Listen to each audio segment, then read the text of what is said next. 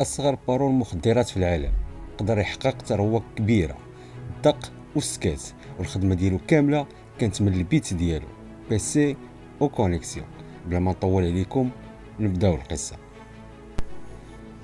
هذا سميتو ماكسيميليان شميدت، عنده 19 عام، كيسكن في واحد المدينه سميتها لايبزيك اللي كتوجد في المانيا. ماكس كان عزيز عليه يبقى بوحدو، سد عليه البيت ديالو، بيسي والانترنت. ماكس كان بلي بالشاط، هادشي اللي خلاه يتعرف على واحد الدري، ومره كيجبدوا مواضيع مختلفه كيناقشوها. واحد النهار هاد الدري غادي يقول لماكس: واش عندك شي درايه على الموقع ديال سيلك رويد؟ ماكس غادي يقول ليه: لا ما عرفتوش. هاد السيت كان في الديبوي، يعني واحد القله قليله من الناس اللي تقدر تعرف عليه، حيت الديبوي ماشي سهل باش تدخل ليه بسهوله، حيت كان عنده واحد النافيغاتور خاص به، هو اللي تقدر تدخل به العالم ديال الديبوي.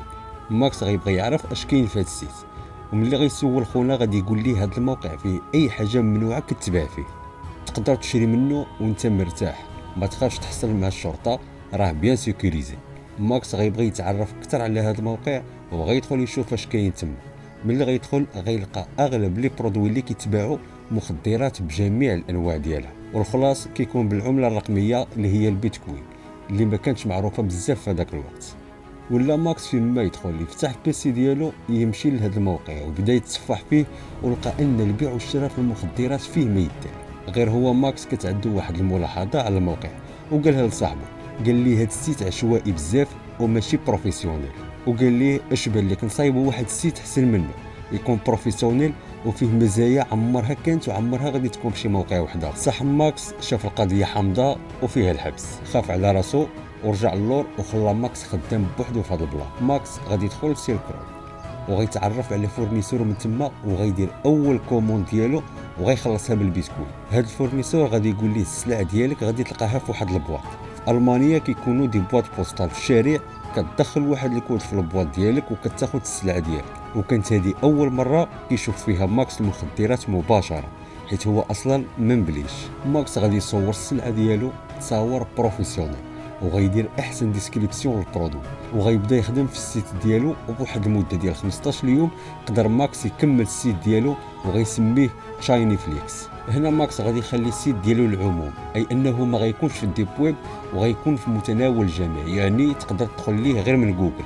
وهنا غيعاود ماكس يهضر مع داك صاحبه وغيقول ليه: صافي راني كملت السيت، ها هو دخل وشوف، راه شي حاجه واعره وهربانه بزاف، ودابا ممكن نخدمو بجوج.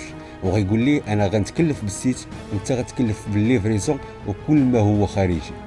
خونا هنا غادي يخلي ليه فيو وغيخبر ليه الاثار بصفه نهائيه. بطبيعه الحال القضيه حامضه، راه فيها الحبس تما في المانيا، راه ما كيلعبوش في هادشي. ماكس غادي يبقى خاصو يتخذ القرار ما بين جوج حوايج: يا اما يكمل او لا يسمح في كل شيء ويتراجع.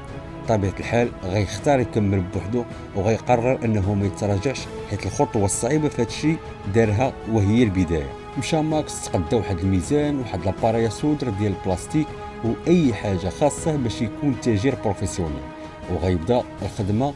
والقضيه غادا معاه مزيان، واي واحد شرا من عنده كيصيفط ليه الكوموند ديالو في البوسطه، والامور غاديه بخير. بطبيعه الحال كان ماكس جديد في الدومين، واي استشاره كان كيرجع للفورنيسور ديالو اللي كان عاطيه الخاطر بزاف، وكان بحال شي استاذ ديالو كيعلمو وفي نفس الوقت راه كيبيع ليه. حتى لهنا كلشي مزيان.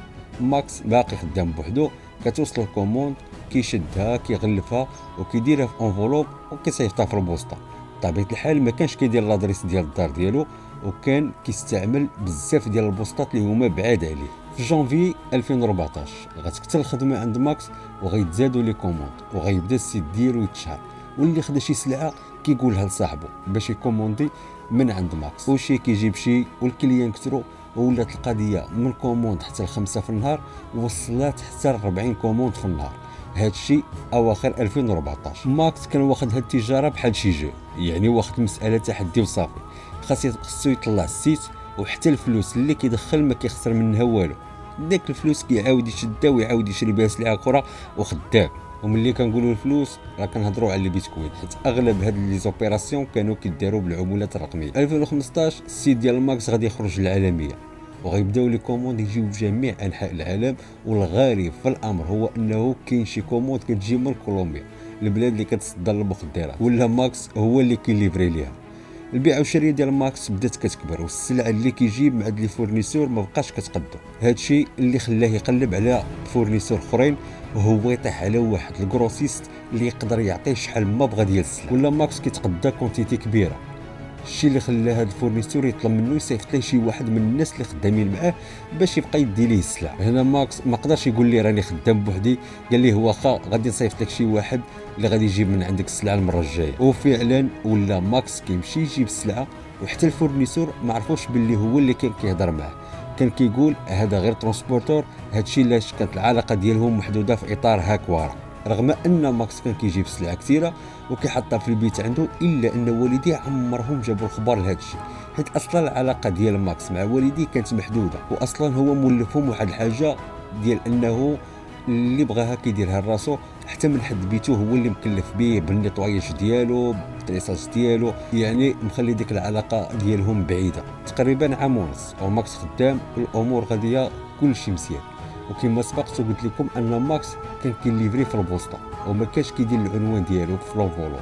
وهنا في بعض الحالات كليان ما كيتوصلش بالسلعه ديالو، كتعاود ترجع ديك لونفولوب للبوسطه، بما انه ما كاينش واحد لادريس اللي غادي ترجع ليها، كتبقى في البوسطه واحد المده. وملي كيدوز عليها الوقت بزاف كيتحلوا دوك البراوات، وهنا كيتفاجئوا الناس ديال البوسطه بتواجد مخدرات وغيعلموا الشرطه. ولكن ملي غادي يتكرر هذا الشيء مره وجوج وثلاثه، الشرطه ديال لايبزيغ غيقولوا هذا قالب جديد، وغيعرفوا انه كاين شي واحد خدام بهذا البلان خديمه نقيه. الشرطه غادي تشد واحد العنوان كاين في واحد البريه كانت ليفرات ليها السلعه، وغادي يدخلوا للانترنت وغيقلبوا اش من موقع بوستات فيه ديك لادريس. غيدخلوا للبيسي ديال داك السيد اللي شرا وغيلقاو دخل الموقع ديال شايني فليكس. وملي غادي يدخلوا السيت ما غيفهموا والو، ويلي هادشي كله واقع وحنا ما فرسنا والو. واللي صدم الشرطه هو ان الموقع مفتوح للعموم، تقدر تخليه من جوجل وتقدى، وحتى واحد لا من الشرطه ولا من مكافحه المخدرات ما فراسو شي حاجه.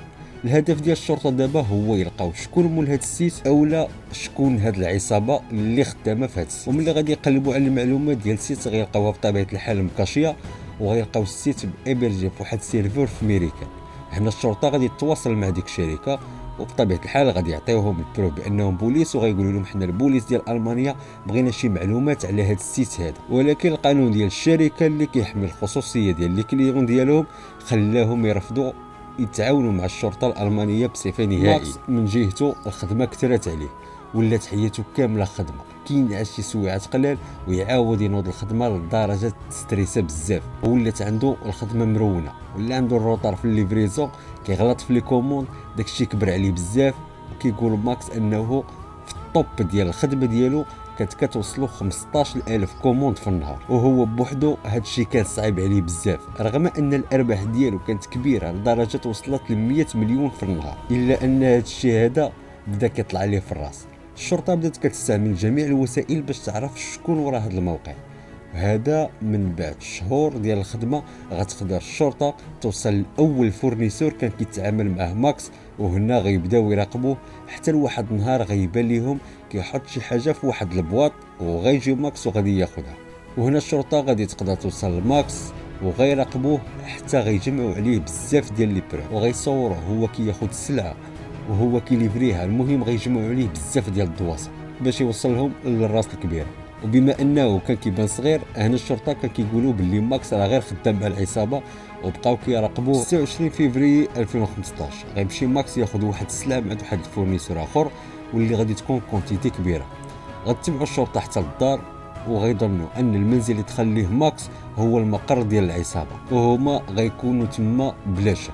غتقتحم الشرطه المنزل ديال ماكس وغيشدوه ماكس وغيطيح السيس. ولكن اللي ما دخلش ليهم للراس هو ما يمكنش ماكس يكون خدام بوحدو.